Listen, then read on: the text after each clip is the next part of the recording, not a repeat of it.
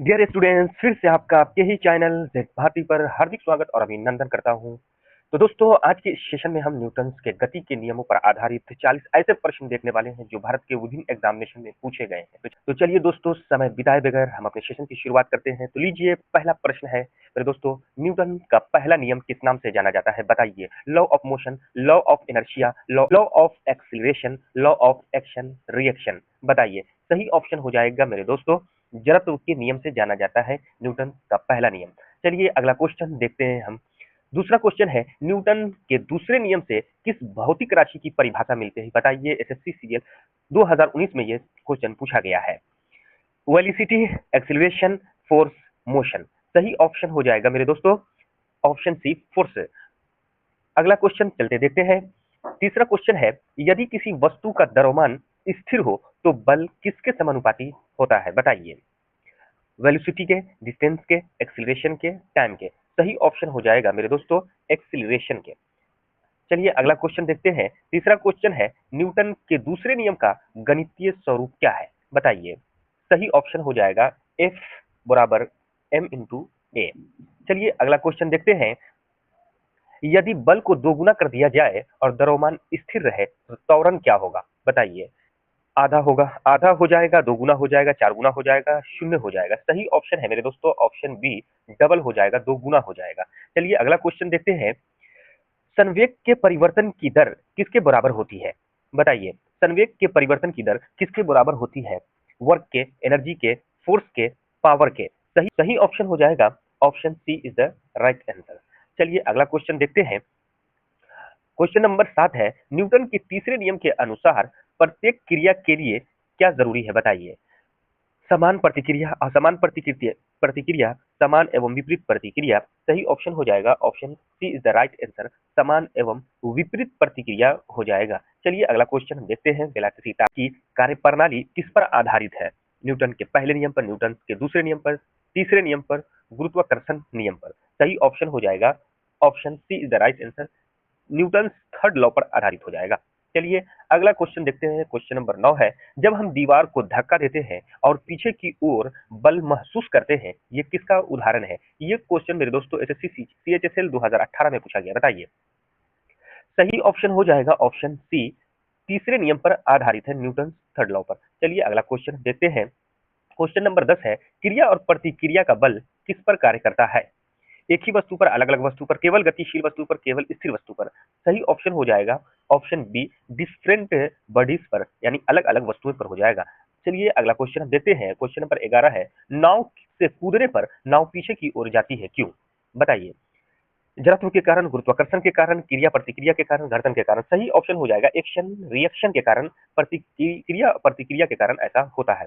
चलिए अगला क्वेश्चन देखते हैं। क्वेश्चन नंबर 12 है, न्यूटन के प्रथम नियम के अनुसार विराम अवस्था में वस्तु तब तक विराम में रहती है जब तक कि उस पर बाहरी संतुलन बल और संतुलन बल न लग जाए। सही ऑप्शन हो जाएगा ऑप्शन बी। चलिए अगला क्वेश्चन हम देखते हैं। क्वेश्चन नंबर 13 है, यदि बल को दोगुना कर दिया जाए और द्रव्यमान स्थिर रहे तो त्वरण क्या होगा? सही ऑप्शन हो जाएगा ऑप्शन बी, डबल हो जाएगा। ये क्वेश्चन जो है यूपीएससी, एनडीए, एसएससी जीडी में पूछा गया है। अगला क्वेश्चन है, न्यूटन का पहला नियम किस प्रकार की गति पर लागू होता है? सही ऑप्शन हो जाएगा option D is the right answer, विराम या समान गति पर। अगला क्वेश्चन देखते हैं। क्वेश्चन नंबर 15, चलती बस अचानक रुकने पर यात्री आगे की ओर गिरता है, क्यों? ग्रेविटी के कारण, फ्रिक्शन के कारण, इनर्शिया ऑफ मोशन के कारण, या रिएक्शन के कारण। सही ऑप्शन हो जाएगा इनर्शिया ऑफ मोशन के कारण। चलिए अगला क्वेश्चन है। क्वेश्चन नंबर 16, न्यूटन का पहला नियम मुख्य रूप से किसको परिभाषित करता है? फोर्स को, मोमेंटम को, इनर्शिया को, वर्क को। सही ऑप्शन हो जाएगा option C is the right answer, inertia को प्रूव करता है। अगला क्वेश्चन है क्वेश्चन नंबर 17, यदि किसी चलती वस्तु पर कोई बाहरी बल न लगे तो वो है? बताइए वो क्या होगा?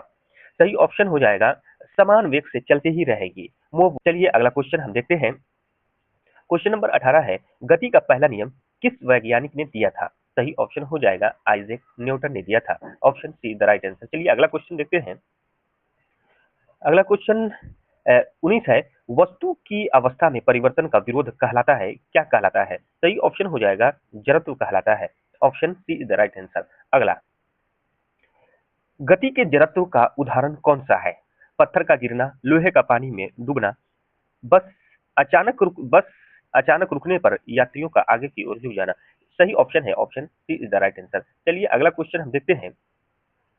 अगला क्वेश्चन है, न्यूटन का प्रथम नियम लागू होता है किस पर होता है? केवल त्वरित गति पर, केवल वृत्तीय गति पर, ऑप्शन सी विराम या समान सीधी रेखा में गति पर। सही ऑप्शन हो जाएगा option C is the right answer. चलिए अगला क्वेश्चन देखते हैं। क्वेश्चन नंबर 5 है, जड़त्व निर्भर करता है किस पर बताइए?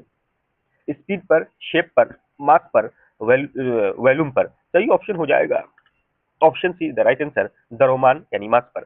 अगला क्वेश्चन है क्वेश्चन नंबर 23, बस के अचानक चलने पर यात्री पीछे की ओर झुक जाते हैं, ऐसा क्यों होता है? सही ऑप्शन हो जाएगा, बताइए, inertia of rest, inertia of motion, friction, gravity. सही ऑप्शन हो जाएगा option A is the right answer, विराम का जड़त्व हो जाएगा। चलिए अगला क्वेश्चन देखते हैं। क्वेश्चन नंबर 24 है, न्यूटन का पहला नियम मुख्य रूप से बताता है किस चीज को? सही ऑप्शन है option C is the right answer, जड़त्व को बताता है। चलिए अगला क्वेश्चन है, न्यूटन का पहला नियम किस नाम से जाना जाता है ना? लॉ ऑफ इनर्शिया, जड़त्व का नियम। चलिए अगला क्वेश्चन देखते हैं। एक ये जो प्रश्न है, ये क्वेश्चन है, देख रहे हैं SSC, CHSL, SSC, CGL, RRB, NTPC, multiple time पूछा गया है ये क्वेश्चन।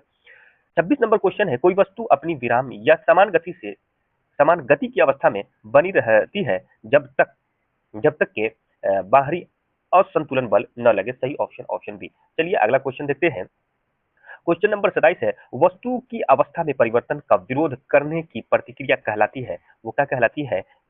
जड़त्व यानी इनर्शिया कहलाती है। देख सकते हैं RRB, group D, SSC, MTS, CTET में भी ये सवाल पूछा गया है। चलिए अगला क्वेश्चन है, चलती बस के अचानक रुकने पर यात्री आगे की ओर गिरते हैं, क्यों? बताइए। सही ऑप्शन हो जाएगा option C is the right answer, inertia of motion के कारण, गति के जड़त्व के कारण। चलिए आगे देखते हैं। अगला क्वेश्चन है, किसी वस्तु का जड़त्व निर्भर करता है किस पर निर्भर करता है? बताइए। सही ऑप्शन हो जाएगा मास पर, द्रव्यमान पर। चलिए अगला क्वेश्चन देखते हैं। क्वेश्चन नंबर 30 है, बस के अचानक चलने पर यात्री पीछे की ओर झुक जाते हैं, बताइए क्यों?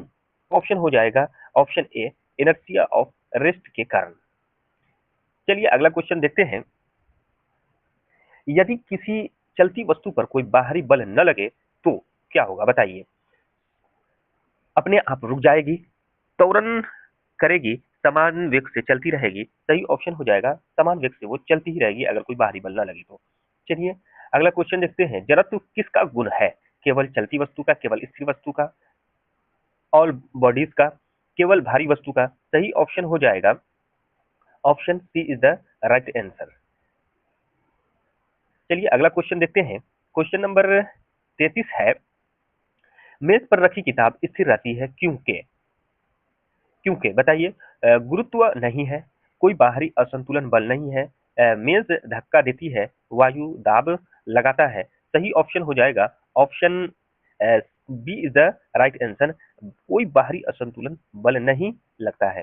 चलिए अगला क्वेश्चन है। क्वेश्चन नंबर 34 है, न्यूटन के प्रथम नियम से किसकी व्याख्या नहीं होती है? न्यूटन के प्रथम नियम से बताइए। सही ऑप्शन हो जाएगा ऑप्शन सी, यानी एक्सीलरेशन मोशन की व्याख्या नहीं होती है न्यूटन के प्रथम नियम से। चलिए अगला क्वेश्चन देखते हैं। क्वेश्चन नंबर 35 है, जब दीवार को धक्का देते हैं और पीछे की ओर बल महसूस करते हैं, ये किसका उदाहरण है? सही ऑप्शन हो जाएगा option C is the right answer, तीसरे नियम का उदाहरण है। चलिए अगला क्वेश्चन है। क्वेश्चन नंबर 36 है, जब कालीन को झाड़ा जाता है तो धूल के कण गिर जाते हैं, क्यों? सही ऑप्शन है option C, inertia of motion के कारण। चलिए अगला क्वेश्चन देखते हैं। न्यूटन के तीसरे नियम के अनुसार प्रत्येक क्रिया के लिए क्या आवश्यक है? सही ऑप्शन है समान एवं विपरीत प्रतिक्रिया आवश्यक है। Option see the right answer. चलिए अगला क्वेश्चन देखते हैं। क्वेश्चन नंबर 38 है, भारी वस्तु में अधिक जड़त्व होता है, क्यों? सही ऑप्शन हो जाएगा उनका द्रव्यमान अधिक होता है, इसलिए। चलिए अगला क्वेश्चन है। क्वेश्चन नंबर 39 है, कौन सी स्थिति दिशा के जड़त्व को दर्शाती है? दिशा के जड़त्व को। सही ऑप्शन हो जाएगा मोर पर साइकिल सवार का झुकना। Option B is the right answer. चलिए अगला क्वेश्चन, क्वेश्चन नंबर 40 है, न्यूटन का प्रथम नियम मान्य होता है किसके लिए? बताइए। बल के अभाव में, संतुलित बलों में, ए बी दोनों में? सही ऑप्शन हो जाएगा ऑप्शन सी, ए बी दोनों में। अंतिम क्वेश्चन है 41 नंबर का क्वेश्चन, निम्न में से विराम के जड़त्व का उदाहरण कौन सा है? पंखा घूमता रहता है, बस चलने पर यात्री पीछे झुक जाता है, पत्थर का लुढ़कना, घर्षण से गेंद रुकना सही ऑप्शन हो जाएगा। बस चलने पर यात्री का पीछे की ओर झुक जाना, option B is the right answer. तो दोस्तों ये कुछ प्रश्न थे जो आपने देखे, ये भारत में मुख्तलिफ एग्जाम में पूछे गए हैं। तो चलिए दोस्तों आज के लिए यहीं तक, थैंक यू।